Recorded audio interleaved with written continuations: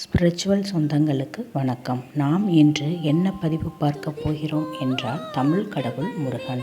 முருகனை பற்றியும் முருகனின் சிறப்புகளை பற்றியும், அவனை எந்தெந்த நாட்களில் வழிபட்டால் என்னென்ன பலன்கள் கிட்டும் என்பதையும், அவனுடைய அறுபடை வீடுகளின் சிறப்புகளையும், மகா மந்திரமான வேல்மாறல் பற்றியும் இந்த பதிவில் பார்ப்போம். நாம் ஏன் முருகனை தமிழ் கடவுள் முருகன் என்று அழைக்கிறோம்? முருகனை அதிகம் வழிபடுபவர்கள் தமிழர்கள். அதனால் முருகனை தமிழ் கடவுள் முருகன் என அழைக்கிறோம். முருகு என்ற சொல்லிற்கு அழகு, இளமை என்று பொருள்படும். ஆகவே முருகன் என்றால் அழகன் என்பதாகும்.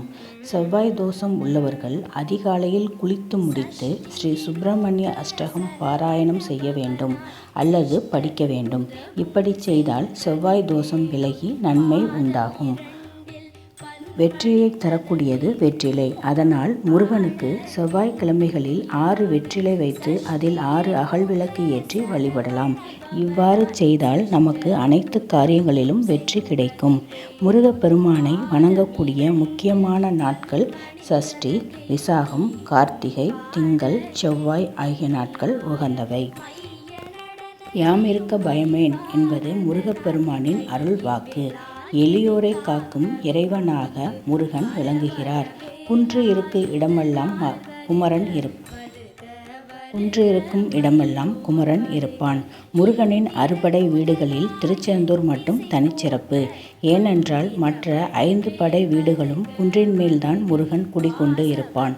ஆனால் திருச்செந்தூரில் மட்டும்தான் கடற்கரையில் குடிகொண்டு உள்ளான். ஒவ்வொரு படை வீட்டிற்கும் ஒவ்வொரு தனிச்சிறப்பு உள்ளது. இப்படி முருகனின் புகழை சொல்லிக்கொண்டே போகலாம். நாம் இந்த பதிவில் முருகனின் மகா மந்திரமான வேல்மாறலை பற்றி பார்ப்போம். வேல்மாறல் என்பது முருகனின் மகா மந்திரம் ஆகும். மிகவும் சக்தி வாய்ந்த மந்திரம்.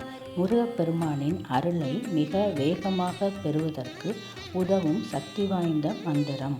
நம் வேண்டுதல் என்னவாக இருந்தாலும் இந்த பதிகத்தை காலை மாலை இருவேளை அல்லது ஒரு நாளைக்கு ஒரு முறையாவது தொடர்ந்து படித்தால் கைமேல் பலன் கிடைக்கும். இந்த மந்திரத்தை யார் வேண்டுமானாலும் சொல்லலாம். எந்த குறை தீர வேண்டும் என்றாலும் இந்த மந்திரத்தை சொல்லலாம். குறிப்பாக வினைகளை தீரச் செய்து நன்மைகளை தரக்கூடியது இந்த மந்திரம். வள்ளிமலை சச்சிதானந்த சுவாமிகளால் இயற்றப்பட்ட இந்த வேல்மாறல் மகா மந்திரத்தை தொடர்ந்து ஒரு மண்டலம் சொல்லி வர வேண்டும். ஒரு மண்டலம் என்பது 48 நாட்கள். 48 நாட்கள் வீட்டில் முருகன் படத்திற்கு முன் விளக்கேற்றி வைத்து இந்த மந்திரத்தை படிப்பது சிறந்தது. இதனால் மனபயம் நீங்கி மன நிம்மதி பெறும், மன மகிழ்ச்சி ஆகியவை கிடைக்கும். எதிரிகளால் ஏற்படும் தொல்லைகள் நீங்கும்.